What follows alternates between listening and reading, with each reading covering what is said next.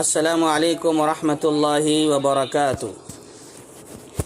ان الحمد للہ نحمده ونستعینه ونستغفر ونعوذ باللہ من شرور انفسنا ومن سیئات اعمالنا من يهد الله فلا مضل له ومن يضلل فلا هادي له واشهد ان لا اله الا الله وحده لا شريك له وأشهد أن محمدا عبده ورسوله يا أيها الذين آمنوا اتقوا الله حق تقاته ولا تموتن إلا وأنتم مسلمون يا أيها الناس اتقوا ربكم الذي خلقكم من نفس واحدة وخلق منها زوجها وبث منهما رجالا كثيرا ونساء واتقوا الله الذي تساءلون به والأرحام إن الله كان عليكم رقيبا يا أيها الذين آمنوا اتقوا الله وقولوا قولا سديدا يصلح لكم أعمالكم ويغفر لكم ذنوبكم ومن يطع الله ورسوله فقد فاز فوزا عظيما أما بعد فإن خير الحديث كتاب الله وخير الهدي هدي محمد صلى الله عليه وسلم وشر الأمور محدثاتها وكل محدثة بدعة وكل بدعة ضلالة وكل ضلالة في النار. أعوذ بالله السميع العليم من الشيطان الرجيم من همزه ونفخه ونفسه. بسم الله الرحمن الرحيم. وَإِذْ قُلْتُمْ يَا مُوسَى لَن نَّصْبِرَ عَلَى طَعَامٍ وَاحِدٍ فَادْعُ لَنَا رَبَّكَ يُخْرِجْ لَنَا مِمَّا تُنبِتُ الْأَرْضُ مِن بَقْلِهَا وَقِثَّائِهَا وَفُومِهَا وَعَدَسِهَا وَبَصَلِهَا قَالَ أَتَسْتَبْدِلُونَ الَّذِي هُوَ أَدْنَىٰ بِالَّذِي هُوَ خَيْرٌ اهْبِطُوا مِصْرًا فَإِنَّ لَكُم مَّا سَأَلْتُمْ وَضُرِبَتْ عَلَيْهِمُ الذِّلَّةُ وَالْمَسْكَنَةُ وباءوا بغضب من الله ذلك بأنهم كانوا يكفرون بآيات الله ويقتلون النبيين بغير الحق ذلك بما عصوا وكانوا يعتدون۔ اور جب تم نے کہا اے موسیٰ ہم سے ایک ہی قسم کے کھانے پر ہرگز صبر نہ ہو سکے گا، اس لیے اپنے رب سے دعا کیجئے کہ ہمیں زمین کی پیداوار سبزی، ساگ، ککڑی، گیہوں، مسور اور پیاز دیجئے۔ آپ نے فرمایا بہتر چیز کے بدلے ادنا چیز کیوں طلب کرتے ہو؟ اچھا تم شہر میں جاؤ، وہاں تمہاری چاہت کی یہ سب چیزیں ملیں گی۔ ان پر ذلت اور مسکینی ڈال دی گئی اور اللہ کا غضب لے کر وہ لوٹے، یہ اس لیے کہ وہ اللہ تعالیٰ کی آیتوں کے ساتھ کفر کرتے اور نبیوں کو ناحق تنگ کرتے، قتل کرتے۔ ان کی نافرمانیاں اور زیادتیوں کا نتیجہ ہے۔ محترم سامعین و سامعات، دوستوں اور ساتھیوں، خواتین اسلام، ساری تعریفیں، حمد و ثنا، عظمت و بڑائی، کبریائی اس اللہ رب العالمین کے لیے ہے جو ہم سب کا رب ہے، ہم سب کا خالق ہے، مالک ہے، رازق ہے، مدبر ہے، ساری کائنات کا تنہا نظام چلانے والا ہے۔ اس کے بعد بے شمار درود و سلام نازل ہو ہم سب کے آخری نبی احمد مجتبیٰ محمد مصطفیٰ صلی اللہ علیہ وسلم کی ذات گرامی پر، جن کی مختلف کوششوں کے نتیجے میں ہم تک دین اسلام پہنچا۔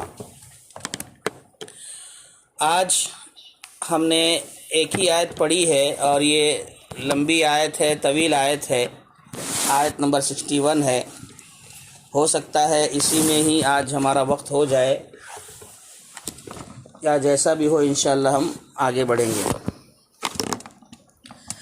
اللہ تبارک و تعالی نے فرمایا وَإِذْ قُلْتُمْ يَا مُوسَى لَن نَّصْبِرَ عَلَى طَعَامٍ وَاحِدٍ، اور جب تم نے کہا اے موسیٰ ہم سے ایک ہی قسم کے کھانے پر ہرگز صبر نہیں ہوگا یا صبر نہیں ہو سکے گا۔ یہ واقعہ کہاں کا ہے؟ یہ واقعہ بھی اسی میدان تیہ کا ہے۔ میدان تیہ جہاں پر جس جنگل میں، صحرا میں بنی اسرائیل کو 40 سال کے لیے رکھا گیا تھا، میدان تیہ میں، یہ واقعہ اسی میدان تیہ کا ہے۔ میدان تیہ ہی میں انہوں نے کہا تھا اے موسیٰ ہم سے ایک کھانے پر صبر نہیں ہو سکے گا۔ تو یہاں پر اس آیت میں بنی اسرائیل یہود کی احسان فراموشی کا تذکرہ ہو رہا ہے۔ بتایا جا رہا ہے کہ بنی اسرائیل کتنے بے صبر تھے اور نعمت الہی کی ناقدری کرنے والے تھے، اس کا تذکرہ ہو رہا ہے کہ یہ اتنے نافرمان اور اتنی ناقدری کرنے والے، ایسے احسان فراموش کہ منہ سلوہ جیسے پاکیزہ کھانے پر بھی انہیں صبر نہ ہو سکا۔ منہ سلوہ جیسی نعمت جو اللہ تعالیٰ ان کے لیے اتار رہا تھا، جو بلا مشقت کے انہیں مل رہی تھی، بغیر محنت کے، بغیر کوشش کے اللہ تعالیٰ یہ نعمت انہیں عطا کر رہا تھا، تو وہ اس کی بھی قدر نہیں کر سکے۔ نعمت کی ناقدری کی انہوں نے، احسان فراموشی کی انہوں نے، اسی کا تذکرہ اس آیت میں ہو رہا ہے۔ اچھا، یہاں پر سب سے پہلی بات وَإِذْ قُلْتُمْ يَا مُوسَىٰ لَن نَّصْبِرَ عَلَىٰ طَعَامٍ وَاحِدٍ، کہ ہم ایک کھانے پر ایک طعام واحد کہا ہے نا، ایک کھانے پر صبر نہیں کر سکیں گے۔ اب یہاں پر سوال اٹھایا ہے کہ واحد کا لفظ استعمال ہوا، ایک کھانا، جبکہ منہ سلوہ دونوں کھانے تھے ان کے پاس، دو چیزیں تھیں نا کھانے کے لیے، من بھی تھا سلوہ بھی تھا۔ تو یہاں پر طعام واحد جو ذکر کیا ہے وہ کیوں ذکر کیا ہے؟ تو جواب دیتے ہوئے کہتے ہیں کہ طعام واحد، ایک طعام جو استعمال کیا ہے اس کی وجہ یہ ہے کہ اس سے مراد ایک کھانا ہے۔ اس سے مراد کیا ہے کہ روزانہ یہی کھاتے تھے، وہ روزانہ یہی کھاتے تھے اور اس میں کوئی تبدیلی نہیں ہوتی تھی، روزانہ یہی کھانا کھاتے تھے، اس میں کوئی تبدیلی نہیں ہوتی تھی، اس لیے طعام واحد ایک کھانا کہا گیا۔ بعض لوگ کہتے ہیں، دیگر مفسرین اور بھی کچھ لوگ کہتے ہیں کہ یہ لوگ کیا کرتے تھے، من کو سلوہ کے ساتھ گوندھ لیتے تھے، اس لیے گوندھ کر کھاتے تھے، اس لیے طعام واحد کہا کہ یہ ایک ہو جاتا تھا۔ بہرکیف کہنے کا مطلب یہ ہے کہ یہ اللہ تبارک و تعالیٰ کی طرف سے ان کو منہ سلوہ دیا گیا، ایک قسم کا کھانا دیا گیا، یہ اس پر صبر نہیں کر سکے۔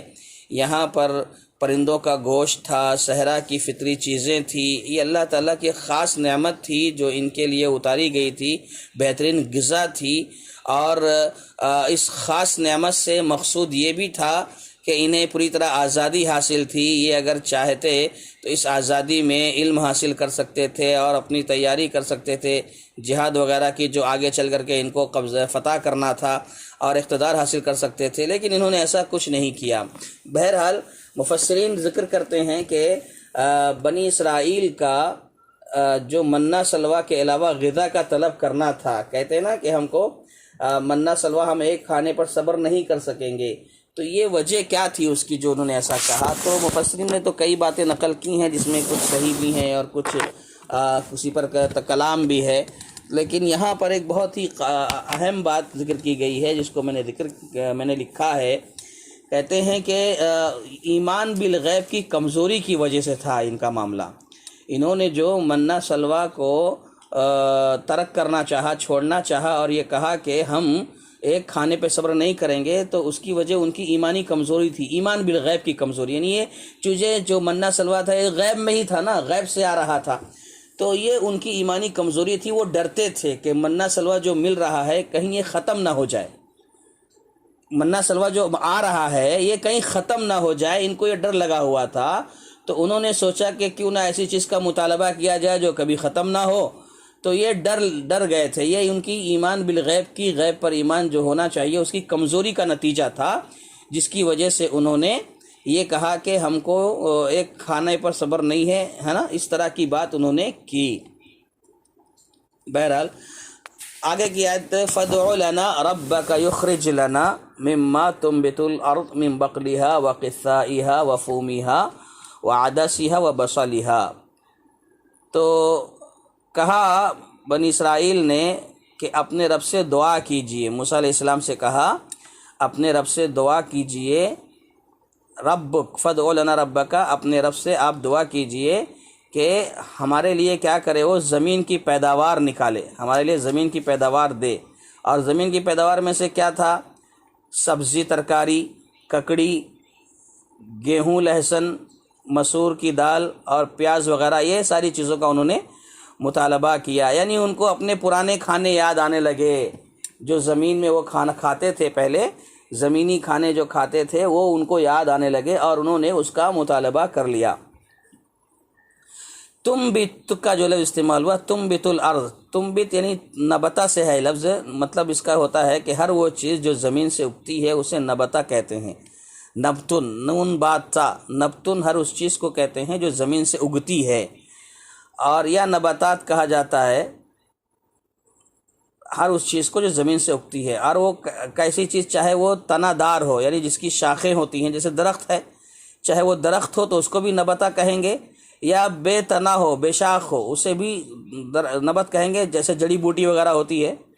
لیکن عام طور پر نبات کو لوگ اس کے لیے استعمال کرتے ہیں جس میں تنا نہیں ہوتا ہے، یعنی جڑی شاخیں نہیں ہوتی ہیں، ٹہنیاں نہیں ہوتی ہیں، تنے نہیں ہوتے ہیں۔ عام طور پر نبات کا لفظ اسی پر استعمال لوگ کرتے ہیں، مگر دیکھا جائے تو اہل لغت کہتے ہیں کہ نبتا کا جو لفظ ہے اپنے حقیقی معنی کے اعتبار سے ہر بڑھنے والی چیز کے لیے استعمال ہوتا ہے۔ جیسے وہ دلیل دیتے ہوئے کہتے ہیں کہ سورہ عبس میں آیا ہے فَأَنبَتْنَا فِيهَا حَبًّا وَعِنَبًا وَقَضْبًا وَزَيْتُونًا وَنَخْلًا وَحَدَائِقَ غُلْبًا وَفَاكِهَةً وَأَبًّا، کہ پھر ہم نے اس میں اناج اگایا، فَأَنبَتْنَا اناج اگایا، وَعِنَبًا انگور اگایا، وَقَضْبًا ترکاری اگائی، وَزَيْتُونًا زیتون اگایا، وَنَخْلًا کھجوریں اگائی، وَنَخْلًا زیتون اتارا، ونخلا کھجوریں اتاری، وہ حدائق غلبہ اور گھنے گھنے باغ اتارے، باغ اگائے،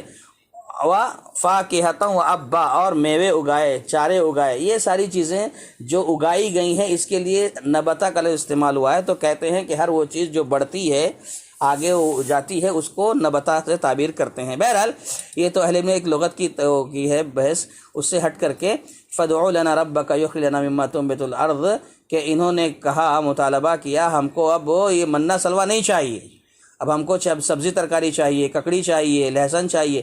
اب یہ بقل کا لفظ ہے جس کو بقل کے معنی ہوتے ہیں سبزی ترکاری، قصہ ان کے معنی ہوتے ہیں ککڑی، فوم کے معنی ہوتے ہیں لہسن، لیکن بعض مفسرین نے بلکہ اکثر نے گیہوں سے تعبیر کیا ہے، گیہوں معنی لیا ہے یہاں پر۔ عدس کہتے ہیں دال کو، یہاں پر مفسرین نے مسور لکھا ہے، یعنی مسور کی دال زیادہ مراد لی، کہ ہو سکتا ہے کہ اس زمانے میں زیادہ تر مسور کی دال استعمال ہوتی تھی، لیکن عدس دال کو کہتے ہیں۔ بس لہٰ پیاز تو عام ہے۔ تو بہرحال یہاں پر اللہ تبارک و تعالیٰ کی جو نعمت ان کو دی گئی منہ سلوہ، اس منہ سلوہ جیسی نعمت کو پانے کے بعد یہ لوگ اسے بدلنے کی کوشش کر رہے تھے، اسے نہیں چاہ رہے تھے۔ تو یہاں پر ایک نصیحت یہ کی جا رہی ہے کہ اپنے گھر والوں، خاندان والوں کو اللہ کی کوئی ایسی نعمت یاد دلائیے، ایسی نعمت یاد دلائیے جس سے بہت سارے خاندان محروم ہوں۔ ہمارے گھروں میں ہم دیکھیں کہ ہمیں گھروں میں کیا ہوتا ہے، کبھی کبھی جو ہے ایسی ہی باتیں ہوتی رہتی ہیں جس میں نعمتوں کی ناقدری ہوتی ہے، ناشکری ہوتی ہے۔ تو گھر والوں کو، خاندان والوں کو یہ احساس دلایا جائے، بتلایا جائے کہ دیکھو ہم کو ایسی نعمت اللہ نے دی ہے جو دوسروں کو نہیں ملی ہے، دوسروں کے پاس وہ نعمت نہیں ہے، دوسرے اس سے محروم ہیں، دوسرے گھر والے محروم ہیں، اللہ نے ہم کو دیا ہے۔ تو جس نعمت سے دوسرے محروم ہیں، اس نعمت کا اگر ہم تذکرہ کریں گے اپنے گھروں میں، خاندانوں میں، تو کیا ہوگا، ایک احساس نعمتوں کی قدر کرنے کا ایک جذبہ پیدا ہوگا۔ یہ اس طرح کی نصیحت ہمیں یہاں ملتی ہے، تو ایسا کرنا چاہیے۔ اچھا، جن چیزوں کا یہ مطالبہ کر رہے تھے بنی اسرائیل، جو کھانے بنی اسرائیل مطالبہ کر رہے تھے جن کھانوں کا، اس کے لیے کیا کرنا پڑتا؟ اب وہ کیا چاہ رہے تھے؟ سبزی، ترکاری، ککڑی، یہ ساری چیزیں کہاں سے اگتی ہیں؟ زمین سے اگتی ہیں، زمین کی پیداوار ہیں۔ انہوں نے خود کہا کہ ہم کو زمین کی پیداوار چاہیے۔ تو زمین کی جو پیداوار ہیں، یہ سب کرنے کے لیے کیا کرنا پڑے گا؟ کھیتی باڑی کرنی پڑے گی، کھیت جوتنا پڑے گا، ہل چلانا پڑے گا، محنت کرنی پڑے گی، مشقتیں برداشت کرنی پڑے گی۔ اب یہاں ان کو اتنے آرام سے منہ سلوہ مل رہا ہے، اس کی ناقدری کر رہے ہیں، ناشکری کر رہے ہیں، اور کیا چاہ رہے ہیں کہ کھیتی باڑی کا جو زمین سے اگنے والا سامان ہے نا، وہ ہم کو چاہیے۔ تو اب یہ جس چیز کا مطالبہ کر رہے تھے اس کے لیے انہیں کیا کرنا پڑے گا؟ کھیتی باڑی کرنی پڑے گی، اس میں مشغول ہونا پڑتا تھا، یہ معاملہ ایسا ہے۔ اور حقیقت میں مفسرین کہتے ہیں کہ یہ کھیتی باڑی کا جو کام ہوتا تھا یہ ہمیشہ جو قوم فتح پاتی تھی نا، فاتح قوم جو ہوا کرتی تھی، جب کسی ملک پر قبضہ کرتی تھی، فتح پاتی تھی، تو جو فاتح لوگ، فتح کرنے والے ہوتے تھے، وہ لوگ جو قوم ہار جاتی تھی ان سے یہ کام کرواتے تھے، کھیتی باڑی کا کام ان سے کرواتے تھے۔ جو لوگ ہار جاتے تھے جنگ میں، جو جیت جاتے تھے وہ لوگ کرواتے تھے۔ تو اس اعتبار سے یہ کھیتی باڑی کا جو کام تھا نا، یہ مکمل، جس میں آدمی مشغول ہو جاتا تھا، پوری طرح اسی کا ہو کر رہ جاتا تھا، تو یہ جو ہے اس کا نتیجہ کیا ہوتا تھا؟ اس کا نتیجہ ذلت و رسوائی ہوتی تھی۔ اب کچھ لوگ جو حاکم بنے ہوئے ہیں وہ لوگ آپ سے یہ کام کروا رہے ہیں، اور وہ کام کرنا کھیتی باڑی کا، اس میں پوری طرح مشغول ہو جانا، دوسرا کوئی کام نہیں، تو یہ حقیقت میں ایک طرح کی ذلت و رسوائی تھی۔ اور قرآن مجید کہتا ہے، ایک آیت ہے سورہ بقرہ کی، وَلَا تُلْقُوا بِأَيْدِيكُمْ إِلَى التَّهْلُكَةِ، کہ تم اپنے ہاتھوں کو ہلاکت کی طرف مت ڈالو۔ اس آیت کی تفسیر میں امام بخاری رحمۃ اللہ علیہ نے ابو امامہ باہلی رضی اللہ تعالیٰ عنہ کا وہ نقل کیا ہے واقعہ کہ ابو امامہ باہلی رضی اللہ تعالیٰ عنہ نے دیکھا کہ ایک جگہ ہل ہے، کھیتی باڑی کا کوئی اوزار رکھا ہوا دیکھا ابو امامہ نے، تو فرمایا کہ میں نے رسول اللہ صلی اللہ علیہ وسلم سے سنا ہے، آپ نے فرمایا لا يدخل هذا بیت قوم الا ادخلہ اللہ الذل، یہ کہتے ہیں کہ میں نے اللہ کے نبی صلی اللہ علیہ وسلم سے یہ سنا ہے کہ یہ چیزیں، یعنی ہل ہے، جو کھیت جوتنے کے کام آتے ہیں نا، ہل ہے یا کھیتی باڑی کے اوزار ہیں، یہ چیزیں کسی بھی گھر میں داخل نہیں ہوتی، اگر ہو جاتی ہیں تو اللہ اس میں ذلت داخل کر دیتا ہے۔ کھیتی باڑی کے جو کام ہوتے ہیں اس میں ذلت اللہ ڈال دیتا ہے۔ یہ ابو امامہ باہلی رضی اللہ تعالیٰ عنہ بیان کرتے ہیں کہ میں نے اللہ کے نبی صلی اللہ علیہ وسلم سے سنا ہے، اور بنی اسرائیل یہی زمینی کام، کھیتی باڑی کا کام، اس کا مطالبہ کر رہے تھے، یعنی پیاز، لہسن، ککڑی، ترکاری، سبزی کا مانگنا، گویا کہ ان کو یہ کام کرنا ہے۔ تو یہ کہہ رہے ہیں کہ یہ ساری چیزیں ایسی ہیں جو کھیتی باڑی کی طرف لے کر جاتی ہیں، اور اللہ کے نبی صلی اللہ علیہ وسلم نے ایسا فرمایا ہے کہ آدمی اگر اس کا ہو کر رہ جاتا ہے تو گویا اس کے اندر، اس کے گھر میں ذلت داخل ہو جاتی ہے۔ اچھا، لیکن ساتھ ہی ساتھ ایک بات یہ بھی ذہن میں رکھیں کہ اس حدیث کا ہرگز یہ مطلب نہیں ہے کہ کھیتی باڑی کرنا حرام ہے، یہ مطلب نہیں ہے اس کا، بلکہ اس کا مطلب یہ ہے کہ اس کام میں کھو جانا، اس کام میں ایسا لگ جانا کہ جہاد ترک کر دینا، اللہ تعالیٰ کی ذمہ داریوں کو بھول جانا، اس میں ایسا کھو جانا کھیتی باڑی کے کام میں کہ دوسرے کام جو دین کے ہیں، جہاد کے ہیں، اس کو چھوڑ دینا، یہ مطلب ہے اس کا۔ اسی لیے امام بخاری رحمۃ اللہ علیہ نے باب بھی اسی طریقے کا باندھا ہے کہ اس کا مطلب یہ ہے کہ لوگ اس میں مشغول ہو جاتے ہیں، ہاں، اور آگے بڑھ جاتے ہیں، اس کا باب ہے یہ، یعنی باب ما يحذر من عواقب الاشتغال بآلة الزرع او مجاوزة الحد الذي امر به، یہ باب باندھا امام بخاری رحمۃ اللہ علیہ نے۔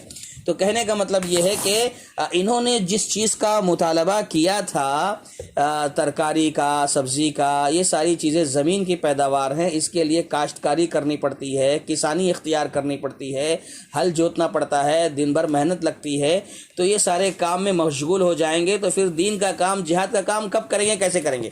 تو اس طرح کا ایک مفسرین نے تذکرہ کیا ہے کہ یہ بنی اسرائیل جو تھے وہ یہی مطالبہ کر رہے تھے، جس کے نتیجے میں ذلت اور رسوائی ان کا مقدر بن گئی، ان پر مسلط کر دی گئی۔ اب اس کے بعد دیکھیے اللہ تعالیٰ فرماتا ہے قال اتستبدلون الذی هو ادنی بالذی هو خیر، موسیٰ علیہ السلام نے فرمایا، کہا بہتر چیز کے بدلے ادنا چیز کیوں طلب کرتے ہو؟ اب یہاں پر دیکھیے بنی اسرائیل کیا کر رہے تھے، جو اعلیٰ چیز ان کو دی گئی تھی نا، بہتر چیز دی گئی تھی منا سلوا، اس کے بدلے وہ گھٹیا چیز، ہلکی چیز طلب کر رہے تھے۔ تو امت محمدیہ کو بھی یہاں پر یہ نصیحت ہے، بلکہ دھمکی ہے امت مسلمہ کو، یعنی ہم اور آپ کو، سارے مسلمانوں کو، اس امت کے جن لوگوں پر بھی، اس امت کے جن افراد پر بھی بنی اسرائیل کا یہ طور طریقہ، رنگ ڈھنگ اگر آ جائے گا جو بنی اسرائیل کا تھا کہ یہ ادنا کے اعلیٰ کے مقابلے میں ادنا چاہتے تھے، تو کہا اس طرح کا رنگ ڈھنگ اگر بنی اسرائیل کے اوپر آ جائے گا، بنی اسرائیل کا رنگ ڈھنگ کسی کے اوپر آ جائے گا مسلمانوں میں سے، تو اسی طرح، یعنی بنی اسرائیل کی طرح وہ اگر کرنے لگیں گے تو ہم کیا کریں گے، ان کے ساتھ بھی وہی طریقہ اختیار کریں گے جو بنی اسرائیل کے ساتھ ہوا تھا. یعنی یہ لوگ کیا کریں گے، اعلیٰ پاکیزہ حلال کو چھوڑ کر حلال کے بدلے ادنا، گھٹیا، حرام اور مشکوک چیزوں کو اختیار کریں گے. تو جو بنی اسرائیل کے ساتھ معاملہ ہوا ہے ایسا ہی معاملہ اس امت کے مسلمانوں کے ساتھ بھی ہو سکتا ہے. یہ دھمکی دی جا رہی ہے اس کے اندر. یہ ایک بہت بڑی نصیحت ہے اس کے اندر جو ہر مسلمان کو سمجھنا چاہیے. اور ہوتا ہے ہمارے یہاں، ہم مسلمانوں کو دیکھتے ہیں کہ بعض دفعہ کیا ہے اس طرح کے معاملات ہو جاتے ہیں، نہیں حلال کو چھوڑ کر حرام اختیار کرتے ہیں. ہمارے یہاں حرام کے بدلے حلال کے بدلے حرام کو ترجیح دی جاتی ہے. ایسی کئی مثالیں ہیں لیکن یہاں پر وہ سب موقع نہیں رہتا ہے. بہرحال اللہ تبارک و تعالیٰ نے جو رزق دیا ہے آپ کو اسے کمتر نہ سمجھیے. اتستبدلون الذی هو ادنی بالذی خیر سے یہ نصیحت سمجھ میں آ رہی ہے کہ اللہ نے ہمیں بھی آپ کو بھی جو بھی روزی دی ہے، جتنی بھی روزی دی ہے اسے کم نہ سمجھیں. کہیں ایسا نہ ہو کہ اگر ہم اسے کم سمجھنے لگیں گے تو اس گناہ کی وجہ سے، یہ کم سمجھنا گناہ ہے اس طرح کہ اللہ تعالیٰ جو ہمارے مقدر میں لکھا ہے وہ ہم کو اس پر صبر کرنا چاہیے، قناعت کرنا چاہیے. اگر ہم اسے کم سمجھیں گے تو یہ بھی گناہ ہے. تو کہا اس گناہ کی وجہ سے کہیں ایسا نہ ہو کہ اللہ آپ کو کچھ ایسا دے دے بظاہر آپ کو اچھا لگے، ہم کو اچھا لگے، مگر حقیقت میں وہ کیا ہو، بہت برا ہو. اس لیے چاہیے کہ جو کچھ اللہ نے دیا ہے، جتنا دیا ہے اس پر قناعت کریں، صبر کریں، دعا کریں، شکر کریں، نعمتوں کی قدر کریں. یہی نصیحت ہے. بہرحال کہا اتستبدلون الذی هو ادنی بالذی هو خیر. بنی اسرائیل کھانے پینے کی جو چیزیں تھیں اس کو منہ سلوا، اس کے مقابلے میں کیا کر رہے تھے وہ لوگ، مانگ رہے تھے پیاز، لہسن، ککڑی وغیرہ. تو پھر کیا ہو گیا، اللہ موسیٰ علیہ السلام نے کہا اہبطوا مصرن، ڈانٹ کے کہا جاؤ شہر میں جاؤ. جب تم کو یہی سب چاہیے تو جاؤ شہر کا دورہ کرو، شہر کے چکر کاٹو. فإن لکم ما سألتم، جو کچھ تم وہاں چاہے، جو کچھ تمہاری چاہت ہوگی سب چیزیں تمہیں مل جائیں گی وہاں پر. تو اس طرح سے موسیٰ علیہ السلام نے ان کو کہا کہ جاؤ آپ شہر چلے جاؤ. موسیٰ علیہ السلام نے اپنی قوم کو ڈانٹا کہ تم کیسے لوگ ہو، ایک ردی چیز کو، ایک گھٹیا چیز کو بہتر کے بدلے طلب کرتے ہو. پھر فرما دیا جب انہوں نے ایسا کہا تو کہا جاؤ شہر میں جاؤ، وہاں یہ سب چیزیں تم پاؤ گے، جاؤ تم وہاں سے حاصل کر لو. اچھا اب یہاں جو لفظ استعمال ہوا نا اہبطوا مصرن، مصر جاؤ یعنی مصر کی طرف جاؤ، شہر میں جاؤ. تو عبداللہ اس کے بارے میں دو اقوال، ایسے کئی اقوال ہیں لیکن دو قول بڑے معروف ہیں جس کو اکثر مفسرین نے بیان فرمایا ہے کہ اس مصر سے مراد کیا ہے. اہبطوا مصرن جو کہا موسیٰ علیہ السلام نے کہ اگر تم کو یہ سب چاہیے، یہ سبزی ترکاری چاہیے، اس طرح کا سامان چاہیے تو جاؤ شہر میں جاؤ. تو اس شہر سے مراد کیا ہے، مصر سے مراد کیا ہے، مصر کا مطلب کیا ہے؟ تو عبداللہ ابن عباس کہتے ہیں اسم لمصر من الامصار غیر معین، کہ یہ شہروں میں سے کسی بھی شہر میں چلے جاؤ. یعنی جو مصر ہے نا، مصر کا جو لفظ ہے شہر کے معنی میں استعمال ہوتا ہے. تو عبداللہ ابن عباس رضی اللہ تعالیٰ عنہ کے قول کے مطابق کسی بھی شہر میں چلے جاؤ. دوسرا قول جو کہا وہ شہر جس کا نام مصر تھا، یعنی جہاں سے لوگ آئے تھے وہ شہر جس کا نام مصر تھا، یہ مراد ہے. اب مصر کسے کہتے ہیں؟ کہتے ہیں کہ ہر محدود شہر، ہر وہ شہر جس کے چاروں طرف فصیل ہو، دیواریں لگی ہوئی ہوں، اس کو مصر کہتے ہیں. وَضُرِبَتْ عَلَيْهِمُ الذِّلَّةُ وَالْمَسْكَنَةُ وَبَاءُوا بِغَضَبٍ مِّنَ اللَّهِ، ان پر ذلت اور مسکینی ڈال دی گئی اور وہ اللہ کا غضب لے کر لوٹے. وَضُرِبَتْ عَلَيْهِمُ الذِّلَّةُ وَالْمَسْكَنَةُ وَبَاءُوا بِغَضَبٍ مِّنَ اللَّهِ، ذلت یعنی وہ مذلت ان پر مسلط کر دی گئی، ان کو ذلیل کر دیا گیا. یعنی ایسی حالت ان کی ہو گئی کہ ان کے ظاہر سے، ان کے جسموں سے مشاہدہ کیا جا سکتا تھا، دیکھا جا سکتا تھا کہ یہ لوگ ذلیل ہو گئے ہیں. یہ مطلب ہے، بعض مفسرین کہتے ہیں. اور ابن کثیر رحمۃ اللہ علیہ لکھتے ہیں کہ ذلت و رسوائی ان پر ایسی ڈالی گئی کہ وہ جہاں رہیں گے ذلت و رسوائی سے وہ بچ نہیں سکیں گے، محفوظ نہیں رہیں گے، وہ ہمیشہ ذلیل رہیں گے، رسوا رہیں گے. اور آج بھی یہ یہود جہاں بھی ہیں رسوا ہی ہیں، ذلیل بھی ہیں. ایسی اللہ نے ان کو ذلت دی ہے کہ آج تک یہ رسوائی کی ذلت کی زندگی گزار رہے ہیں۔ تو یہ معنی ہے ذلت کا۔ المسکنہ، مسکنہ کے بارے میں کہتے ہیں اس سے مراد فاقہ ہے، یعنی کھانے پینے کا سامان نہیں، محتاجی۔ الفاقہ، مسکنہ کا مطلب الفاقہ، محتاجی، کھانے پینے کا سامان نہیں، یعنی مسکینی جو ان کے دلوں میں پیدا ہو گئی تھی، ان کی عزت نفس باقی نہ رہی۔ جو مسکینی تھی، مسکینی سے مراد کیا ہے؟ ان کی عزت، ان کے عزت نفس جو تھی ان کے پاس نہ رہ سکی، ان کی بلند ہمتی ختم ہو گئی، بلکہ ان کے نفس میں کیا ہو گیا؟ ان کا نفس ایسا ذلیل و خوار ہو گیا کہ ان کی جو بلند ہمتیں تھیں وہ پست ہو گئیں، یہ مراد ہے۔ یعنی جو ان کا ایک اونچا مقام تھا یا ان کی اعلیٰ ہمت تھی، وہ ہمتیں پست ہو گئیں، اس سے مراد یہ ہے، مسکنہ سے مراد یہ ہے۔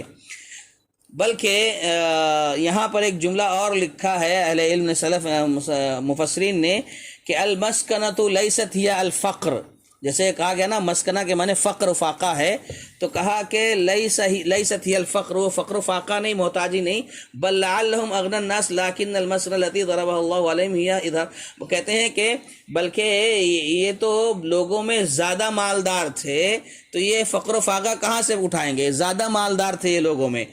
اللہ تعالیٰ نے جو مسکنت ان پر ڈالی ہے، جو مسکنت کا استعمال کیا ہے، اس کا مطلب یہ ہے کہ اظہار و فقرہم، اظہار و فقر یعنی ان کے فقر کا اظہار، یعنی وہ لوگ کہتے تھے کہ ہم محتاج ہیں، ہمیں یہ چاہیے، حالانکہ وہ تھے پیسے والے، لیکن کہہ رہے تھے کہ ہم ضرورت مند ہیں۔ جیسے کہ آج بھی بہت سارے لوگ کہتے ہیں نا، ہوتا ہے، ہونے کے باوجود کہتے ہیں ارے کہاں کام دھندا چلتا ہے، ارے یہ حالت ہو گئی ہے، پریشانی ہے یہ، یعنی ہونے کے باوجود وہ یہ شکوہ کرتے ہیں کہ ہمارے پاس نہیں ہے، اظہار کرتے ہیں کہ ارے ہم فقر و فاقہ میں ہیں، ہم محتاج ہیں، ان کے پاس ہونے کے باوجود وہ تبصرہ کرتے ہوئے کہتے ہیں کہ نہیں ہے۔ اللہ اکبر، کتنی خطرناک بات ہے۔ دیکھیے آج اللہ اکبر، یہ سارے مسائل آج دیکھا جائے تو آج مسلمانوں کے اندر بھی داخل ہیں، اللہ حفاظت فرمائے۔ کیا کرتے تھے وہ؟ مسئلہ ان کا کیا تھا؟ مسکنہ سے مراد کیا ہو گیا تھا؟ کیوں مسکنہ کہا گیا؟ اس لیے کہا گیا کہ وہ جو ہے اپنی محتاجی کا اظہار کرتے تھے، وَبُخْلُهُمْ بِمَا فِي أَيْدِيهِمْ، اور ان کے پاس ہوتا تھا سب کچھ لیکن وہ بخیلی کرتے تھے، بخیلی کرتے تھے۔ یعنی کہنے کا مطلب یہ ہے کہ یہاں جو مسکنہ کہا گیا ہے، فقیری کا جو استعمال کیا گیا ہے، اس کا یہ مطلب نہیں ہے کہ ان کے پاس مال و دولت نہیں تھا، اس کا مطلب یہ ہے کہ وہ لوگ فقیری کا اظہار کرتے تھے، ہونے کے باوجود کہتے تھے نہیں ہے، اور بخیلی کرتے تھے، یہ مراد ہے۔ اسی لیے اللہ کے نبی صلی اللہ علیہ وسلم کی وہ حدیث ہے نا کہ لیس الغنى عن کثرة الارض ولكن الغنى غنى النفس، کہ مالداری یہ نہیں ہے کہ آدمی کے پاس بہت زیادہ ہو، مالداری تو وہ ہوتی ہے جو نفس کی مالداری ہو، یعنی آدمی کا نفس جو ہے نا بے نیاز ہو، وہ تھوڑے کو بھی بہت سمجھے، اس کے پاس کوئی ایسا معاملہ نہ ہو جس میں وہ شکوہ کرے، یہ مطلب ہے، یہ مراد ہے یہاں پر۔ لیس الغنى عن کثرة الارض ولكن الغنى غنى النفس، صحیح بخاری کی روایت ہے۔ بہرحال اللہ تبارک تعالیٰ نے فرمایا وَضُرِبَتْ عَلَيْهِمُ الظِّلَّةُ وَالْمَسْكَنَةُ وَبَاءُوا بِغَضَبٍ مِّنَ اللَّهِ۔ ضُرِبَتْ عَلَيْهِمُ الظِّلَّةُ وَالْمَسْكَنَةُ، بنی اسرائیل کی جانب سے جو بھی اعمال اور حرکتیں سرزد ہوئی تھیں، اس میں اس بات کی واضح دلیل تھی کہ ان کے اندر صبر بہت کم تھا۔ یعنی بنی اسرائیل جو کچھ یہ حرکتیں کر رہے تھے، ہم کو یہ نہیں چاہیے، ہم کو وہ چاہیے، ہم کو زمینی کھانا چاہیے، تو اس سے معلوم ہوتا ہے کہ یہ واضح طور پر کہ ان کے پاس صبر بہت کم تھا، اور وہ اللہ تعالیٰ کے احکامات اور اللہ کی نعمتوں کو کمتر سمجھتے تھے، اللہ کی نعمتوں کو کمتر جانتے تھے، اس لیے اللہ نے انہیں جو بدلہ دیا وہ ان کے اعمال ہی کے اعتبار سے تھا، یعنی ان کے جیسے اعمال تھے ویسے ہی ان کو کیا ملی؟ سزا ملی، یعنی ذلت و فقیری ملی، ان کے حصے میں ذلیل کر دیا اللہ نے، جیسا ان کا کردار رہا ویسا ان کو نتیجہ ملا۔ ذلت و فقیری سے چمٹے رہنا ان کا معاملہ ہو گیا، تو اس کا مطلب یہ ہے ذلت و فقیری جو ان کو دی گئی، اس کا مطلب یہ ہے کہ وہ بہادری اور شجاعت کھو بیٹھے۔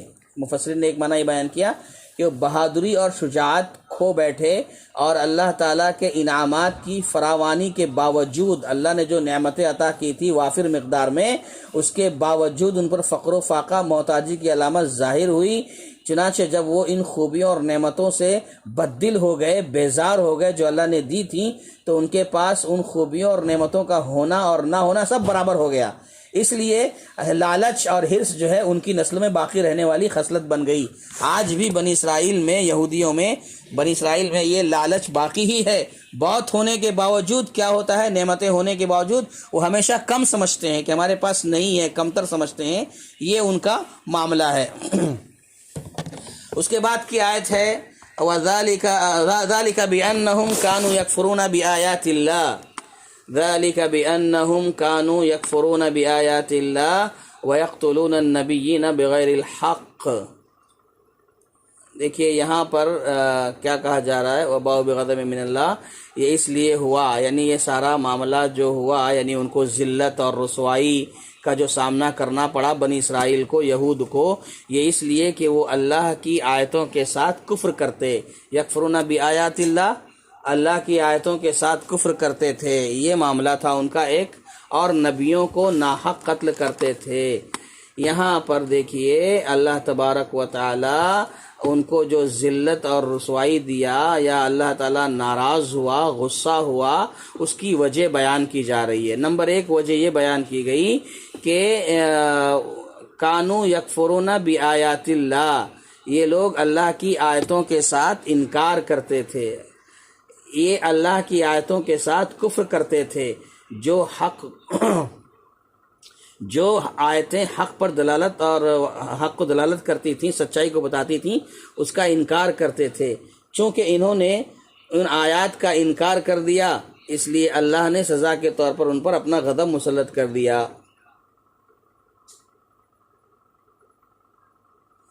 بہرحال یہ دیکھیے ایک سبب تو یہ بتایا گیا کہ یہ لوگ جو ہے اللہ تعالیٰ کی آیات کا انکار کر رہے تھے۔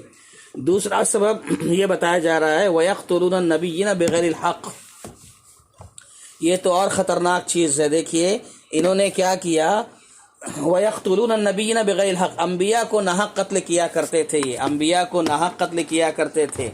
اب یہاں پر لفظ استعمال ہوا ہے بغیر الحق، انبیاء کو ناحق قتل کرتے تھے۔ بغیر الحق کا مطلب کیا ہے؟ یہاں پر بغیر الحق جو لایا گیا ہے وہ یہ صرف ان کے اس عمل کی برائی کو بتانے کے لیے، ان کے اس عمل کی برائی، ان کا جو یہ عمل تھا، قبیح عمل، بدترین جو فعل تھا ان کا قتل کرنے کا، تو بغیر الحق کا اضافہ کر کے اس کے بدترین فعل کا اظہار کرنا مقصود ہے کہ کتنا برا یہ کام کر رہے تھے بغیر الحق۔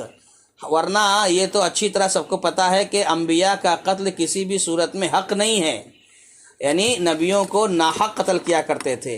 تو اس کا مطلب کیا ہے کہ حق کے ساتھ قتل کیے جاتے تھے، نبی حق کے ساتھ ان کو قتل کر سکتے تھے، تو مطلب یہ ہے کہ انبیاء کا قتل کسی بھی شکل میں حق نہیں ہوتا تھا۔ بغیر الحق کا جو لفظ استعمال یہاں پر ہوا ہے اس کا مطلب یہ ہے کہ انہوں نے اتنا برا عمل کیا تھا، اتنی بڑی برائی کی تھی نبیوں کو قتل کرنے کی، کہ اس کی اس برائی کو اظہار کرنا مقصود تھا کہ ناحق کہا، ناحق ان کا معاملہ یہ رہا۔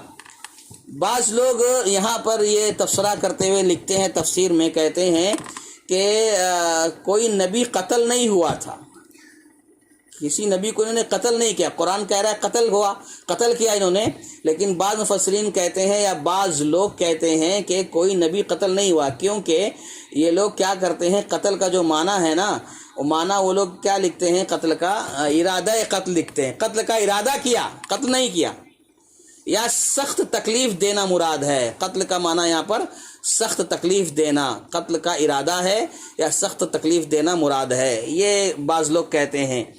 مگر قرآن مجید میں جہاں پر لفظ قتل آیا ہے اس میں صریح طور پر یہ استعمال ہوا ہے کہ وہ لوگ قتل کرتے تھے، جیسے کہ سورہ بقرہ کی آیت ہے، اے نبی آپ کہہ دو قل فلم تقتلون انبیاء اللہ من قبل، کہہ دو کہ اس سے پہلے تم اللہ کے نبیوں کو کیوں قتل کیا کرتے تھے، یہ بتایا گیا۔ بلکہ اگر آپ دیکھیں گے کہ ابن کثیر وغیرہ کی تفسیر وغیرہ میں علامہ ابن کثیر رحمۃ اللہ علیہ نے یہاں تک لکھا ہے کہ عبداللہ ابن مسعود رضی اللہ تعالیٰ عنہ کے حوالے سے نقل کرتے ہیں کہ ایک ایک بنی اسرائیل ان میں موجود 300 نبیوں کو قتل کر ڈالتے تھے، 300 نبیوں کو قتل کر ڈالتے تھے، پھر بازاروں میں جا کر اپنے لین دین میں مشغول ہو جاتے تھے، یہ معاملہ تھا ان کا۔ 300 نبیوں کو انہوں نے قتل کیا۔ اب یہ دیکھیے، یہی نہیں بلکہ مفسر نے یہاں تک ذکر کیا ہے کہ ہمارے نبی صلی اللہ علیہ وسلم کی بھی جو وفات ہوئی تھی انہی یہودیوں کی وجہ سے ہوئی تھی۔ عائشہ رضی اللہ تعالیٰ عنہ فرماتی ہیں، اور روایت ہے کہ نبی صلی اللہ علیہ وسلم اس بیماری میں وفات پائے جس کا تذکرہ آپ عائشہ رضی اللہ تعالیٰ عنہ سے کیا کرتے تھے کہ یہودی نے آپ کو زہر دے دیا تھا، وہ زہر اللہ کے نبی صلی اللہ علیہ وسلم کو کھانے میں دے دیا تھا، تو اس کا اثر اللہ کے نبی صلی اللہ علیہ وسلم کے پاس ہوتا رہا تھا، آپ کو تکلیف ہوتی تھی۔ تو آپ نے عائشہ رضی اللہ تعالیٰ عنہ سے ذکر کیا، اسی سے آپ کی وفات بھی ہوئی تھی۔ کہا یا عائشہ ما ازال اجد علم الطعام الذي اکلت بخیبر فهذا اوان وجدت انقطاع ابهری من ذلك السم۔ کہتے ہیں کہ میں ہمیشہ اس کھانے کی تکلیف کو محسوس کرتا رہا ہوں جو میں نے خیبر میں کھایا تھا، یعنی اللہ کے نبی صلی اللہ علیہ وسلم کو جو خیبر میں یہودی نے کھلا دیا تھا اس کی تکلیف اللہ کے نبی صلی اللہ علیہ وسلم محسوس کر رہے تھے، اور کہتے ہیں کہ وہ یہ وقت ہے کہ میں نے اس زہر سے اپنی دل کی رگ کا کٹ جانا محسوس کیا ہے۔ یہ اللہ کے نبی صلی اللہ علیہ وسلم کو تکلیف ہوتی تھی اور اسی سے اللہ کے نبی صلی اللہ علیہ وسلم کی وفات بھی ہوئی، صحیح بخاری کی روایت ہے۔ یعنی یہ یہودی لوگ جو تھے ان کا ایسا شیوا بن چکا تھا، ایسا وتیرہ تھا کہ یہ نافرمان تو تھے ہی، باغی تو تھے ہی، ظالم تو تھے ہی، انہوں نے اپنے نبیوں کو بھی نہیں چھوڑا، اپنے نبیوں کو بھی انہوں نے ناحق قتل کر ڈالا۔ کتنا بڑا اور کتنا برا معاملہ تھا ان کا۔ دیکھیے اللہ خیر کرے، اللہ تعالی حفاظت فرمائے۔ اس کے بعد ذالک بما عصوا وکانوا یعتدون، یہ سزا ان کے نافرمانی کا بدلہ تھا کہ انہوں نے اللہ کی معصیت اور نافرمانی کا ارتکاب کیا۔ وکانوا یعتدون، اللہ کے بندوں پر ظلم اور زیادتی کرتے تھے، اللہ کے بندوں پر ظلم اور زیادتی کرتے تھے۔ یہاں پر یہ بتایا جا رہا ہے کہ دراصل گناہوں کا معاملہ ایسا ہے کہ ایک گناہ دوسرے گناہ کا راستہ ہموار کرتا ہے۔ ذالک بما عصوا وکانوا یعتدون، یہ جو انہوں نے نافرمانی کی تھی اس کے بدلے میں ان کو یہ سب بھگتنا پڑ رہا ہے۔ یعنی کہنا یہ چاہ رہے ہیں، مفسرین بتا رہے ہیں کہ گناہوں کا معاملہ ایسا ہوتا ہے کہ ایک گناہ دوسرے گناہ کا راستہ ہموار کرتا ہے۔ جیسے کہ ایک نیکی جب آدمی کرتا ہے تو دوسری نیکی کا راستہ اللہ کھول دیتا ہے، نیکی جب آدمی کرتا ہے تو نیکی کے دوسرے راستے کھلتے چلے جاتے ہیں۔ تو ایسے ہی گناہ کا معاملہ ہے کہ جب آدمی ایک گناہ کرتا ہے اور اس سے توبہ نہیں کرتا ہے، معافی نہیں مانگتا ہے، تو ایک گناہ دوسرے گناہ کا راستہ ہموار کرتا ہے، یعنی ایک گناہ جو ہے دوسرے مزید گناہوں کا ذریعہ بنتا ہے۔ اب دیکھیے یہاں پر آدمی غفلت میں پڑا ہوا ہے، تو بری غفلت میں پڑنے سے گناہ صغیرہ وجود میں آتے ہیں۔ آدمی بری غفلت میں پڑا ہوا ہے تو گناہ صغیرہ وجود میں آتے ہیں، پھر صغیرہ سے کبیرہ گناہ جنم لیتے ہیں، پھر اس سے کیا ہوتا ہے، جب آدمی کبیرہ گناہ کرنے لگتا ہے پھر اس سے کفر، بدعت وغیرہ جو ہے شکل وجود میں آتے ہیں۔ تو لہذا اس لیے انسان کو چاہیے کہ اللہ تعالیٰ سے دعا کرے کہ ہر قسم کی بلا سے اللہ ہماری حفاظت فرمائے، ہمیں عافیت میں رکھے۔ ذالک بانہم کانوا یکفرون بآیات اللہ ویقتلون النبیین بغیر الحق۔ ابن عاشور رحمہ اللہ جو ایک بہت بڑے مفسر قرآن، ابن عاشور مسلسل یہ کہتے ہیں کہ ابن عاشور کہتے ہیں کہ مسلسل گناہ کرتے رہنا گناہوں میں ڈبو دیتا ہے، اور ایسا شخص صغیرہ گناہوں سے کبیرہ گناہوں کی طرف بڑھتا چلا جاتا ہے۔ بنی اسرائیل کا معاملہ یہ تھا کہ بنی اسرائیل صغیرہ گناہوں سے آگے بڑھتے ہوئے اتنے آگے بڑھے کہ کفر اور انبیاء کے قتل تک پہنچ گئے۔ اس سے معلوم ہوتا ہے کہ گناہ جو ہوتے ہیں نا انسان کو چھوٹے گناہ بڑے گناہ کی طرف لے کر جاتے ہیں۔ بنی اسرائیل دیکھیے چھوٹے چھوٹے گناہ کرتے رہے یہاں تک کہ انبیاء کو بھی ظالموں نے قتل کر دیا۔ مطلب یہ ہے کہ اس کا ایک اور مطلب بیان کرتے ہیں کہ بنی اسرائیل کو اللہ کی آیات کا انکار کرنے اور انبیاء کو قتل کرنے پر کس چیز نے اکسایا تھا۔ ایک یہاں پر یہ بتایا جا رہا ہے کہ کس چیز نے ان کو ابھارا تھا، انبیاء کو قتل کرنے پر کس چیز نے ابھارا تھا۔ تو وہ وہی بیان کر رہے ہیں سارے مفسرین دوسرے الفاظ بدل کر کے کہ وہ چیز یہی تھی کہ ان کی پچھلی نافرمانیاں جو زیادتیاں اور تھیں یہ ان کے گناہ تھے جو دوسرے گناہ کی طرف لے جاتے تھے۔ یہ معنی ذکر کیا گیا ہے۔ اب یہاں پر ایک اور بات بتانی ہے آپ کو انشاءاللہ۔ دیکھیے، نزول قرآن کے وقت جو یہودیوں سے خطاب تھا، یہ سارا خطاب جو ہو رہا ہے بنی اسرائیل سے، یعنی اس وقت جو مدینے میں موجود یہودی تھے ان سے خطاب ہو رہا ہے۔ تو نزول قرآن کے وقت یہودیوں سے خطاب کرنے کی کیا وجہ ہے؟ تو کہنا یہ ہے کہ یہ سارا معاملہ جو ہے، یہ آیتیں جو نازل ہو رہی تھیں اس وقت جو بنی اسرائیل تھے ان سے خطاب ہو رہا تھا۔ تو وجہ یہ تھی، نمبر ایک، کئی وجہ بیان کرتے ہیں۔ پہلی وجہ یہ تھی کہ یہود جو تھے، بنی اسرائیل، یہودی اپنے آپ کو پاک سمجھتے تھے، یہودی اپنے آپ کو پاک سمجھتے تھے اور اپنی تعریف کرتے تھے، اور اس گمان میں مبتلا تھے، اس ظام میں مبتلا تھے وہ کہ محمد صلی اللہ علیہ وسلم اور ایمان والوں سے یہ افضل ہیں۔ کون افضل ہیں؟ یہودی افضل ہیں۔ وہ یہ سمجھتے تھے کہ وہ محمد صلی اللہ علیہ وسلم سے اور اہل ایمان سے افضل ہیں۔ تو ان کے اسلاف کا، ان کے پہلے لوگوں کا تذکرہ کر کے یہ بتایا گیا، یہ سمجھایا گیا کہ وہ صبر اور اعلیٰ اخلاق کے عمدہ اعمال کے مالک نہیں تھے۔ ان کے ساتھ کیا کیا نہیں ہوا، ان کے اسلاف کو کیسی کیسی نعمتیں دی گئیں، تو ان کا یہ حال تھا۔ تو ان یہودیوں کے بارے میں کیا کہا جا سکتا ہے جن سے قرآن خطاب کر رہا ہے؟ یعنی تمہاری بھی روش وہی ہے۔ یہ ایک وجہ تھی، جو یہ سمجھتے تھے کہ ہم افضل ہیں۔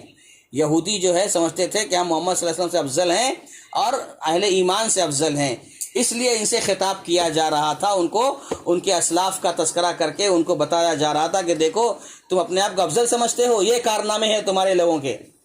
اور دوسری وجہ کہتے ہیں کہ اللہ کی جو نعمتیں پہلے لوگوں کو عطا کی گئی تھیں، پہلے لوگوں کو ملی تھیں، وہ بعد کے لوگوں کو بھی پہنچتی ہے۔ یہ ایک بتایا جا رہا ہے کہ جو نعمتیں پہلے لوگوں کو دی جاتی ہیں یا عطا ہوتی ہے، وہ بعد کے لوگوں کو بھی پہنچتی ہے۔ یعنی جو نعمت آبا و اجداد کو، باپ دادا کو ملتی ہے، وہ نعمت حقیقت میں اولاد کو حاصل ہوتی ہے، اولاد کو ملتی ہے۔ چونکہ نزول قرآن کے وقت موجود کون تھے؟ یہودی بھی تھے۔ موجود یہودی ان نعمتوں میں شامل تھے جو نعمتیں ان کو دی گئی تھیں، اس لیے ان کو خطاب کیا گیا، انہی کی اولاد تھی، ان کو سب نعمتیں ملی ہوئی تھی، سب شریک تھے اس میں، تو اس لیے ان کو خطاب کیا گیا۔ تیسرا ایک نقطہ یہ بیان کیا جاتا ہے کہ دوسرے جو افعال تھے، اعمال تھے، جو کام تھے، اس کی وجہ سے ان کو مخاطب کرنا اس بات کی دلیل ہے۔ یعنی انہوں نے جو کام کیا تھا نا، بنی اسرائیل نے، اس کام کی وجہ سے بنی اسرائیل کی امت ایک ایسے دین پر متفق تھی جس میں وہ ایک دوسرے کے ضامن تھے، ایک دوسرے کے معاون تھے۔ یعنی گویا کہ مطلب یہ ہے کہ پہلے لوگ جو تھے، پہلے لوگ، بعد کے لوگ ایک ہی زمانے کے لوگ ہیں۔ ان میں سے کسی ایک سے کام کا ظاہر ہونا سب کی طرف سے ہے۔ یعنی کوئی ایک کام انہوں نے کیا ہے تو وہ بعد والے بھی وہی کریں گے۔ ان میں سے کوئی ایک بھلائی کا کام کرتا تو اس بھلائی کا فائدہ سب کو پہنچتا، ان میں سے کوئی برائی کا ارتکاب کرتا تو اس کا نقصان سب کو اٹھانا پڑتا۔ تو یہ معاملہ تھا، اس وجہ سے جو ہے ان سے خطاب کیا گیا بنی اسرائیل کو، یہودیوں کو جو مدینے میں رہتے تھے۔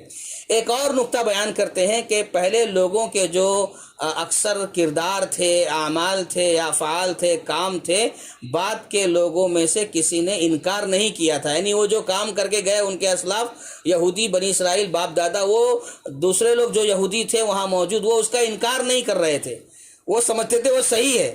اور معصیت پر اظہار کرنا رضامندی کا، معصیت کا ارتکاب کرنے کے برابر ہے۔ معصیت اور گناہ پر راضی ہونا یا گناہ پر رضامندی کا اظہار کرنا گویا معصیت کا ارتکاب ہے۔ تو ان سارے وجوہات کی بنا پر ان کو جو ہے خطاب کیا گیا بنی اسرائیل کو۔ اچھا، یہ آیت تو مکمل ختم ہو گئی، البتہ ہم ایک دو چار نقطے آپ کو بتانا چاہتے ہیں جو خاص مفسرین نے ہمارے لیے لکھی ہیں کہ بہت سارے عبر ہیں، نصیحتیں ہیں.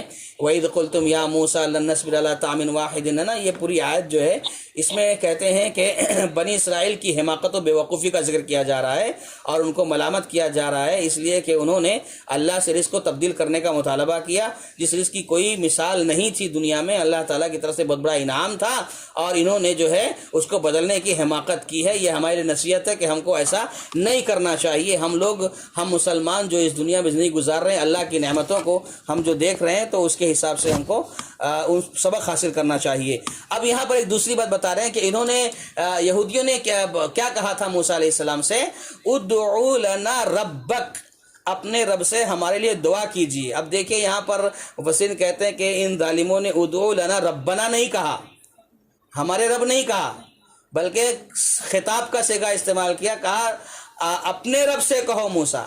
یعنی ہمارے رب بھی کہہ سکتے تھے نا بنی اسرائیل، ادعو لنا ربنا، ہمارے رب سے دعا کیجیے، یہ بھی کہہ سکتے تھے. لیکن انہوں نے کیا کہا؟ ادعو لنا ربک، آپ کے رب سے یہ کہیے.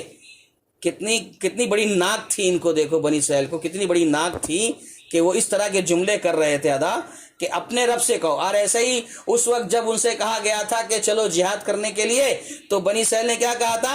اذهب انت وربک، کہ تم جاؤ تمہارا رب جائے، ربک تمہارا رب جائے. یہ لفظ استعمال کیا انہوں نے. ہم یہاں بیٹھے تماشائی ہیں، ہم تماشا دیکھیں گے. تو کہا یہ ان کا بڑا کبر تھا، ان کا ایک گھمنڈ تھا، ان کی ایک ناک تھی جو یہاں پر بتائی گئی ہے ربک سے، ربک ادعو لنا ربک سے، کہ انہوں نے ربک کا لفظ استعمال کیا، ربنا نہیں کہا. تو گویا یہ پتہ چل رہا ہے کہ اس طرح کی حرکتوں سے بچنا چاہیے ایک انسان کو، اور اس وجہ سے جو ان کو ذلت رسوائی کا سامنا کرنا پڑا، ایسے بہت سارے معاملات ان کے تھے. ایک اور بات معلوم ہوتی ہے، وہ یہ کہ جو شخص دنیا میں اعلیٰ چیز کو چھوڑ کر ادنا کو اختیار کرے گا، وہ یہود کے مشابہ ہو جائے گا. اس لیے آدمی کو ہمیشہ اعلیٰ چیز دیکھنی چاہیے، اچھی چیز دیکھنی چاہیے. یعنی اس سے مراد یہ ہے کہ حرام کو چھوڑ کر کے آدمی حلال کو اختیار کر لے، ایسا نہیں. ہاں، حلال کو اختیار کر لے، ایسا ہونا چاہیے. ہوتا یہ ہے کہ آدمی حلال کو چھوڑ دیتا ہے، حلال کے بدلے حرام کو اختیار کرتا ہے، تو یہ بہت بڑا نقصان ہے. اہل علم کہتے ہیں کہ ایسا نہیں ہونا چاہیے. اسی طریقے سے ایک بات کی تعلیم دی جا رہی ہے کہ انسان کو چاہیے کہ اونچی اور اپنی اعلیٰ سوچ رکھے، اعلیٰ فکر رکھے، بلند ہمت ہونا چاہیے، اور ہر چیز میں چاہیے کہ وہ اکمل ہو اور افضل کو دیکھے. جو زیادہ فضیلت والی چیز ہو، زیادہ مکمل ہو، ایسی چیزوں کو وہ دیکھے، اسی چیز کا انتخاب کرے. اور ایک بات یہاں یہ بتائی جا رہی ہے کہ انسان کے لیے یہ جائز ہے کہ اگر وہ نہیں چاہتا ہے کسی کی سفارش کرے، نہیں چاہتا ہے کسی کے حق میں کچھ خیر کے کلمات کہے یا دعا کرے، تو معذرت کر لینا چاہیے. معذرت کر لینا جائز ہے. اگر نہیں چاہتا ہے تو معذرت کرنا جائز ہے. جیسے کہ اس میں نقطہ نکالا ہے اہل علم نے کہ جب موسیٰ علیہ السلام سے کہا انہوں نے بنی اسرائیل نے کہ ادعو لنا ربک، ہمارے لیے دعا کیجیے اپنے رب سے، تو موسیٰ علیہ السلام نے دعا کرنے کے بجائے کیا کہا ان سے؟ اہبطوا مصر، جاؤ شہر میں جاؤ. دعا نہیں کیا موسیٰ علیہ السلام نے، شہر میں جانے کے لیے کہہ دیا. یعنی موسیٰ علیہ السلام چاہتے تو دعا کر سکتے تھے، جب موسیٰ علیہ السلام نے بہت جگہ پہ دعا کی تھی، لیکن یہاں موسیٰ علیہ السلام نے دعا نہیں کی، بلکہ کہا کہ جاؤ شہر میں جا کر تلاش کرو، تمہیں مل جائے گا. تو اس سے معلوم ہوتا ہے کہ اگر کوئی ایسا معاملہ ہو جس کو تم ناپسند کرتے ہو، جن کے بارے میں جانتے ہو کہ ان کی سفارش کریں گے، ان کے بارے میں کچھ ایسے جملے کہہ کر کسی سے بولیں گے، تو مطلب یہ لوگ جو ہے ناقدری کرنے والے لوگ ہیں، تو ایسے لوگوں کی سفارش نہیں کرنا، معذرت کر لینا بھی درست ہے، جائز ہے. اسی طریقے سے ایک اور نقطہ بیان کرتے ہیں کہ جو بات بار بار تکرار کے ساتھ بتائی گئی کہ ذلت، محتاجی، اللہ کا غضب جو ہے یہ معصیت اور گناہوں کی سزاؤں میں سے ہے. یہ واضح کیا گیا ہے کہ جو ذلت اور محتاجی، فقر و فاقہ جو بھی ہوتا ہے، یہ گناہوں کا نتیجہ ہوا کرتی ہے. تو بہرحال اس آیت کے حوالے سے ہم نے کئی اہم نکات اور کئی باتیں آپ کے سامنے رکھی ہیں، اور آج 20واں روزہ ہے اور آخری عشرہ آج شروع ہو رہا ہے انشاءاللہ. اور آج سے آخری عشرے کے اندر جو بھی عبادتیں ہیں اور راتوں کا جاگنا ہے، قیام اللیل ہے، لیلۃ القدر کی تلاش ہے، اس میں زیادہ محنت کرنی ہے. اور ہم سب کو اس سلسلے میں کمر کس لینا ہے، اسی لیے درس کو بھی روکا جا رہا ہے۔ انشاءاللہ رمضان کے بعد آپ کو اطلاع دی جائے گی اس کے بارے میں۔ ہم یہ بتانا چاہ رہے ہیں کہ تھوڑی سی بات یہ بھی سن لیجئے کہ آخری عشرے کی جو زیادہ اہمیت ہے، فضیلت ہے، اس کا اندازہ اس سے لگا لیجئے کہ پیارے نبی صلی اللہ علیہ وسلم کے بارے میں آتا ہے کہ عائشہ رضی اللہ تعالیٰ بیان فرماتی ہیں کہ جب آخری عشرہ شروع ہوتا تھا تو اللہ کے نبی صلی اللہ علیہ وسلم اتنی محنت کرتے تھے کہ ما لا یجتہد فی غیرہ، اس کے علاوہ کسی اور دنوں میں اللہ کے نبی اتنی محنت نہیں کرتے تھے، یعنی بہت زیادہ محنت ان دنوں میں کیا کرتے تھے، چاہے وہ ذکر و اذکار میں ہو، چاہے وہ تلاوت میں ہو، قیام میں ہو، دعا مناجات میں ہو، یعنی بہت زیادہ اللہ کے نبی صلی اللہ علیہ وسلم ان آخری 10 دنوں میں محنت کیا کرتے تھے۔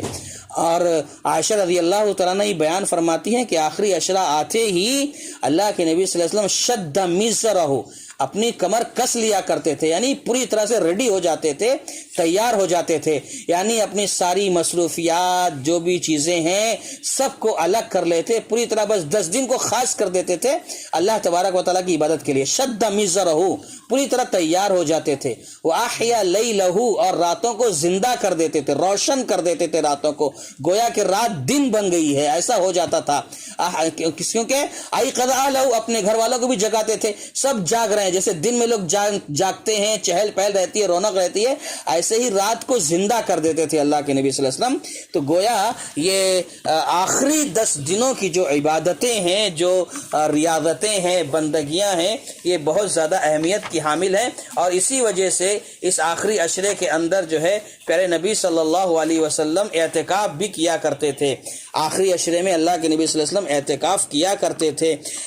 بیان فرماتے ہیں عائشہ رضی اللہ تعالی عنہ کہ کان یعتکف العشر الاواخر من رمضان حتی توفاہ اللہ عز وجل ثم اعتکف ازواجہ بعد، کہ اللہ کے نبی صلی اللہ علیہ وسلم آخری عشرے میں پورے 10 دن کا اعتکاف کیا کرتے تھے، یہاں تک کہ آپ کی وفات ہو گئی، یعنی جب تک آپ دنیا میں تھے تب تک آپ مسلسل اعتکاف کرتے رہے، اللہ کے نبی نے کبھی اعتکاف چھوڑا نہیں، یہاں تک کہ آپ جب دنیا سے چلے گئے تو آپ کی بیویاں نے اعتکاف کو جاری رکھا، آپ کی ازواج مطہرات نے اعتکاف کو ترک نہیں کیا۔ اعتکاف کا مطلب کیا ہوتا ہے؟ اعتکاف یعنی مسجد میں، انتم عاکفون فی المساجد، جو استدلال کیا ہے کہ اعتکاف مسجد ہی میں ہونا چاہیے، چاہے وہ مرد ہوں عورت ہوں کوئی بھی ہو، اعتکاف مسجد ہی میں کرنا چاہیے۔ تو مسجد میں جا کر کے ایک چھوٹی سی جگہ پر بیٹھ کر کے اپنے آپ کو وہاں سے پر لازم کر لینا، اور پوری ایک سوئی کے ساتھ ساری دنیا سے تعلق ختم کر کے صرف اللہ رب العالمین سے اپنے تعلق کو جوڑ لینا، یہ اعتکاف ہوتا ہے۔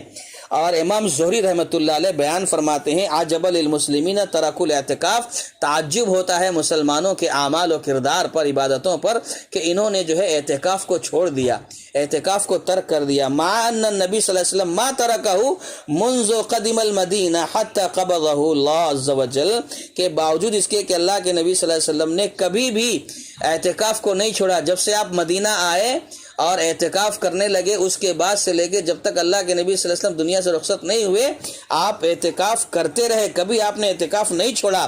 اور اعتکاف کی اہمیت کے لیے، اس کی فضیلت کے لیے، اس کی عظمت کے لیے، اس کی برتری کے لیے یہی ایک بات کافی ہے کہ اللہ کے نبی صلی اللہ علیہ وسلم نے کبھی اعتکاف چھوڑا نہیں، بلکہ جو سال آپ کا آخری سال تھا رمضان کا زندگی کا، اس سال آپ نے 20 دن کا اعتکاف کیا تھا۔ اور اسی وجہ سے یہ آخری عشرے کی ہی مناسبت سے لیلۃ القدر کو بھی بھولنا نہیں چاہیے۔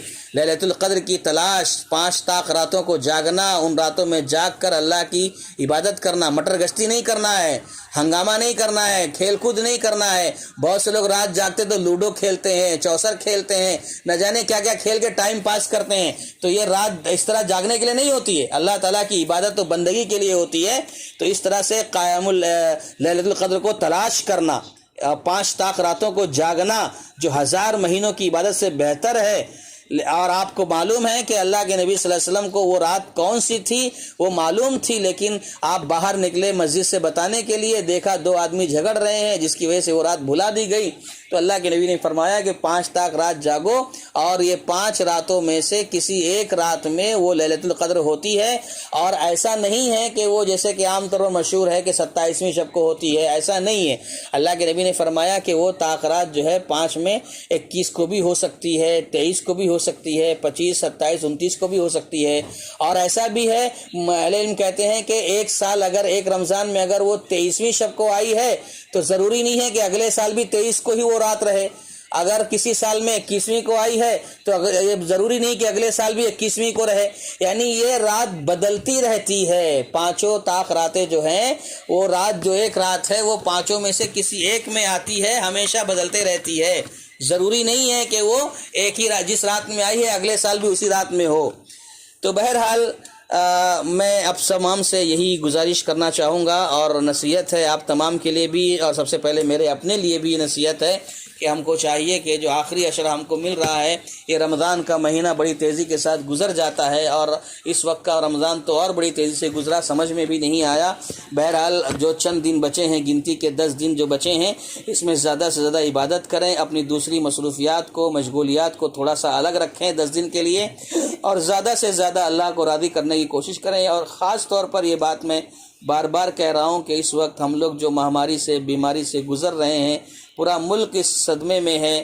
ایک طرف ہر دن یہ خبر آ رہی ہے کہ آج فلاں جگہ وہ دنیا سے چلے گئے، آج وہ دنیا سے چلے گئے، آج وہ نہیں رہے۔ آج بھی 1-2 خبریں آئی ہیں جس کو سن کر کے بڑا افسوس ہو رہا ہے، تکلیفیں ہو رہی ہیں۔ یہ بیماری میں مبتلا ہو کر کے ہمارے ایسے نوجوان ہٹے کٹے تندرست لوگ دنیا سے جا رہے ہیں، یہ بہت بڑی مصیبت ہے، اور ہم کو چاہیے کہ ہم ان آخری عشرے میں، رمضان کے مہینے میں، اللہ تبارک و تعالیٰ سے زیادہ دعا کریں، استغفار کریں، توبہ کریں، اور اللہ سے طلب کریں، مانگیں، اللہ سے کہیں کہ اللہ اس بیماری کو جلد سے جلد رخصت فرما دے، ہماری حفاظت فرما دے اس بیماری سے۔ اللہ سے دعائیں کریں زیادہ سے زیادہ، یہ ہم سب کے لیے ضروری ہے۔ اسی پر ہم اکتفا کرتے ہیں، اور اللہ تعالیٰ سے دعا کرتے ہیں کہ اللہ تعالیٰ ہم تمام جو باتیں سنتے ہیں، سمجھتے ہیں کتاب و سنت کی روشنی میں، اللہ تعالیٰ ہم سب کو اس پر عمل کرنے کی توفیق عطا فرمائے، آمین۔ السلام علیکم ورحمۃ اللہ وبرکاتہ۔